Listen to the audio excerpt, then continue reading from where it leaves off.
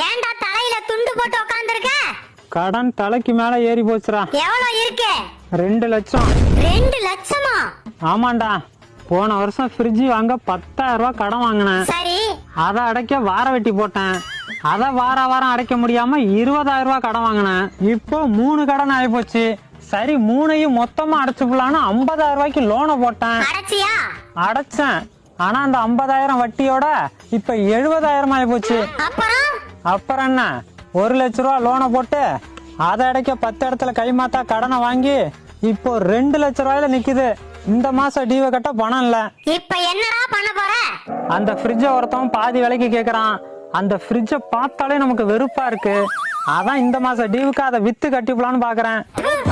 அதுக்கேண்டா fridge வாங்குன? 10 நாளைக்கு வேலைக்கு போயிருந்தா கடனே இல்லாம வாங்கிக்கலாம்ல. அந்த அறிவு இப்பதானே வருது.